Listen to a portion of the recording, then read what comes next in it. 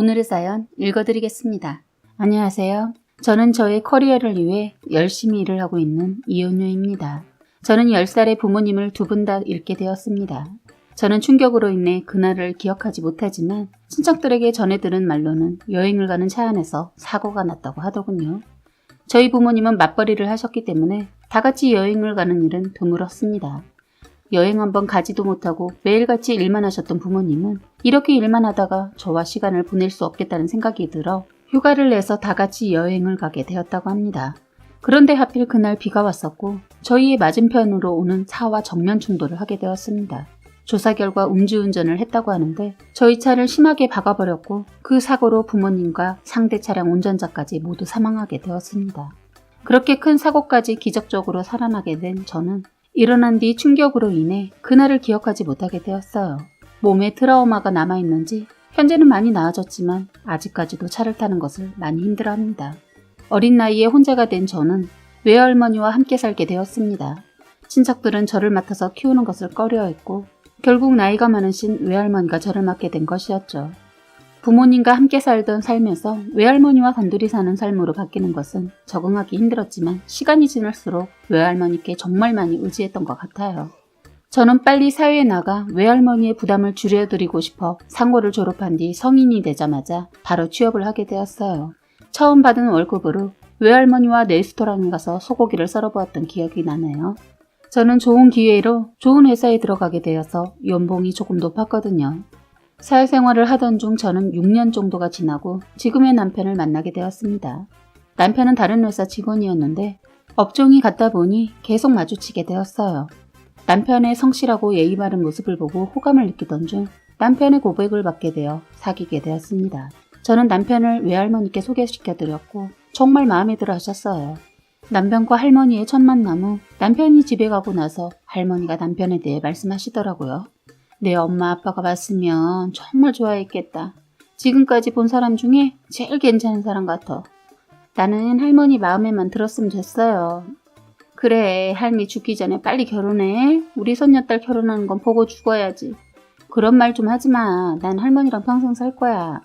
예전에 사귀어왔던 남자친구를 소개할 때 결혼 얘기는 한 번도 꺼내지 않았던 할머니가 이상하게 그 사람과 만난 이후로 계속 결혼 얘기를 꺼내더라고요. 하지만 결혼이라는 게 서로 어느 정도의 안정이 되었을 때 해야 하고 남편과 저도 준비가 아직 덜 되었다고 느꼈기 때문에 결혼을 조금 미뤄왔었습니다. 그러던 중 할머니가 돌아가시게 되었어요. 그제서야 할머니가 곧 있으면 자신이 돌아가실 걸 알고 계속 재촉하셨던 거구나 깨닫게 되었습니다. 제 삶의 기둥이자 이유였던 할머니가 돌아가시고 정말 힘들었어요. 저에게 가족이라고 할 수 있는 사람이 할머니뿐이었는데 할머니마저 제 곁을 떠나니 안 좋은 생각이 계속 들었습니다. 그래도 그런 저를 옆에서 진심으로 보살펴주고 안 좋은 생각이 날 때마다 제가 말을 하지 않아도 남편은 제 기분을 풀어주더군요. 그 모습을 보고 결혼을 결심하게 되었습니다.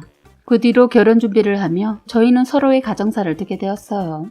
남편은 다른 얘기는 잘해도 가정사는 한 번도 말하지 않아서 연애하면서 처음 듣는 이야기였습니다. 시아버지는 남편이 어렸을 때 돌아가시게 되었는데 그 뒤로 어머님은 홀로 아들인 저의 남편을 키우며 많이 의지했다고 해요. 어머니께서 남편은 아들이자 남편이기도 했던 거죠. 그런 얘기를 처음 들었을 때 동병상련이라고 시어머니도 남편도 짠하다는 생각이 들었어요. 저와 남편은 서로 더 사랑하고 아껴주다 드디어 결혼을 하기로 했어요. 아는 지인 몇 분만 불러서 조촐하게 결혼식을 올릴 예정이었기에 결혼 준비는 빠르게 마치게 되었고 신혼생활이 시작되었습니다.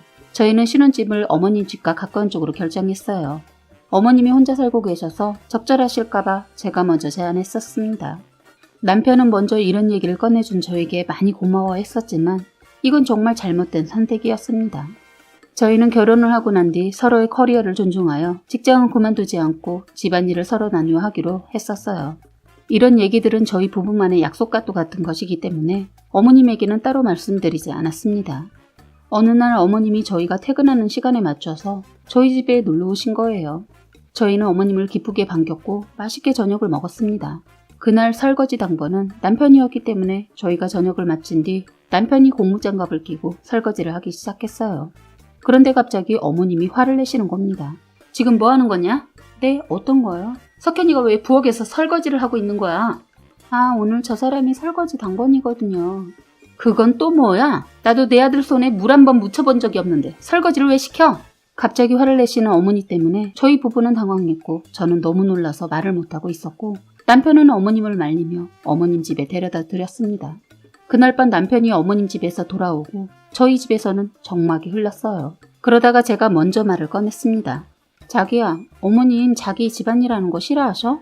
집에서 못하기는 했는데 이렇게까지 싫어할 줄은 나도 몰랐네. 우리 집안일 당번으로 맞춰서 하는 거 얘기했어? 응. 어머님이 뭐라고 하셔? 너가 일 그만두고 집에서 집안일 했으면 좋겠다고 하시더라고. 그건 조금 아닌 것 같아. 솔직히 내가 돈도 더 많이 벌잖아. 그 얘기가 왜 나와?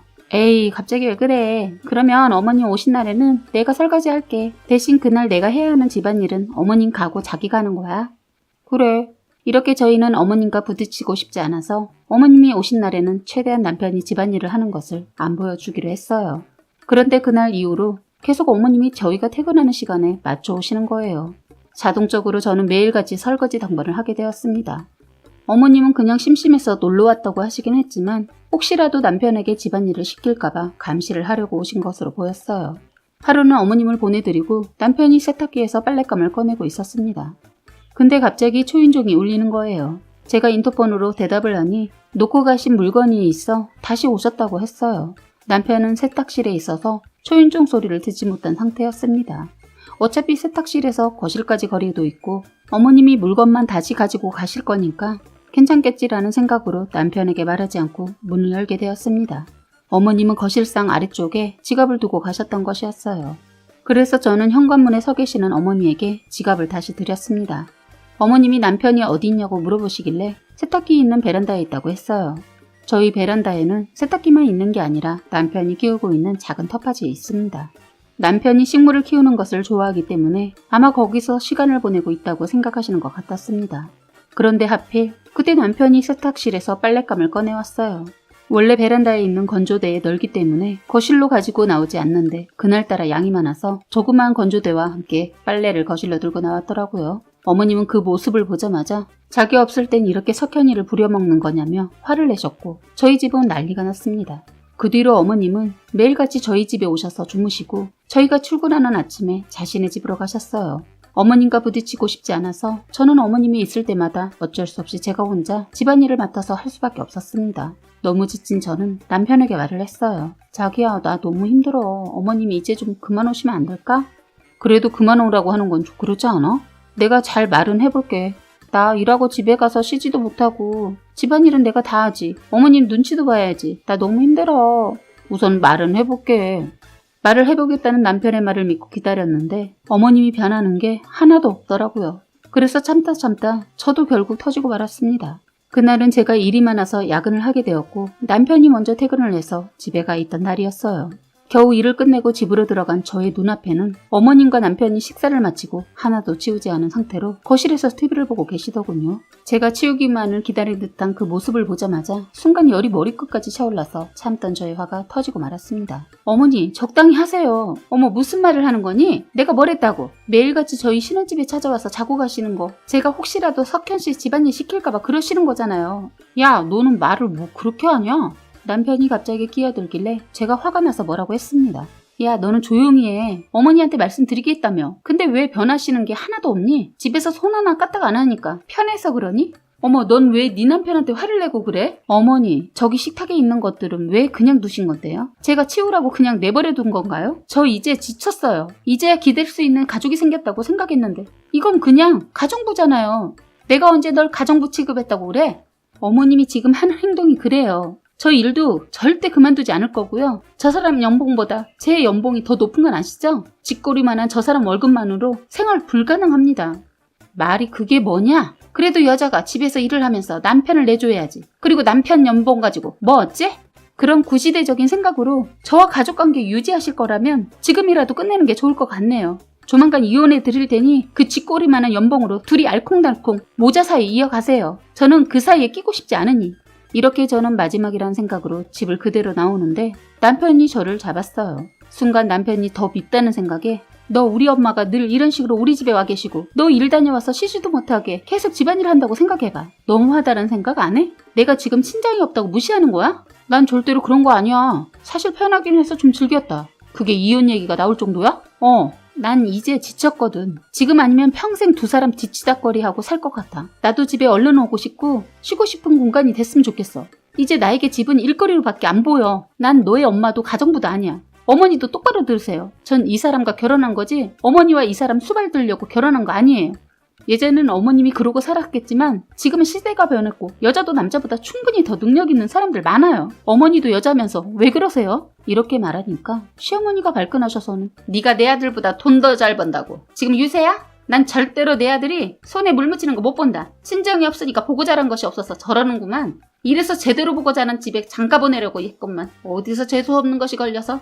그래서 저를 무시하고 그렇게 우습게 알았어요? 친정이 없다는 이유로 쉽게 본 거였어요? 그래서 지금까지? 더 이상 말을 하면 울 것만 같아서 먼저 화를 누르고 그럼 어머님이 평생 아들 손에 물 안 묻히게 데리고 사세요. 저는 자기 편하자고 우유부단하게 갈팡질팡하는 놈 필요 없으니까요. 제가 자기 엄마한테 마구 쏘아붙이니까 남편 놈 화가 났는지 저의 어깨를 팍 치더군요. 지도 궁지에 몰리면 고양이를 문다고 사람도 똑같더군요. 사람이 화가 나니까 저도 모르는 힘이 솟구치더군요. 너무 열이 확 받아서 남편을 밀쳤는데 하필 발밑에 제가 퇴근하면 버릴 수 있게 친절하게도 신발장에 재활용 쓰레기와 일반 쓰레기를 놔뒀더군요. 그런데 문제는 그릇을 깨먹었는지 쓰레기통에 싸지도 않고 그냥 버려두었는지 남편이 넘어지면서 휴지통을 치면서 넘어지는 바람에 깨진 유리 조각을 남편이 무릎으로 짚어버린 겁니다. 한순간에 일어난 일이었습니다. 시어머니 고함을 지르더니 저에게 갑자기 달려들었습니다. 성난 사자처럼 달려들길래 제가 살려고 그런 시어머니 밀쳐버리고 그냥 나와버렸습니다. 그런데 시어머니 대문 열고 또 달려나와 저의 머리채를 잡으려는 거 이번엔 더 거세게 밀쳐버리고 저희 집이 계단도 없는 빌라 5층인데 서둘러 계단으로 내려갔어요. 제가 친정이 없으니까 저에게 함부로 대하는 모습에 화가 정말 많이 났거든요. 아파 죽겠다는 시어머니 뒤로하고 차를 타고 나왔는데 갈 곳이 없어 그냥 차에서 잤습니다. 아무것도 생각하고 싶지 않아 핸드폰도 끄고 자고 일어나 꺼진 폰을 아침에 켜보니 전화 기록이 엄청나게 있더군요. 시어머니 들어와서 무릎 꿇고 사과를 안 하면 이혼은 절대 없다고 하시더군요. 그래서 마주하고 싶지 않아서 모두 무시하고 이혼 소송을 준비했습니다. 두 번 다시 보고 싶지 않은 사람들과 마지막 대면을 했는데 그들을 보는 순간 온몸에 소름이 돋더군요. 법정은 다행히 저의 편을 들어주어 끝나게 되어서 이젠 완전히 남남 사이가 되었습니다. 저에게 다시 사랑이 온다면 시어머니가 제발 며느리를 딸처럼은 아니어도 며느리를 아들의 노예로 생각하지 않았으면 하는 바람입니다. 아들이 병신도 아닌데 왜 이렇게 며느리가 수발을 들기 원하는 걸까요? 사연은 여기까지였고요. 구독과 좋아요, 알림 설정 부탁드리겠습니다.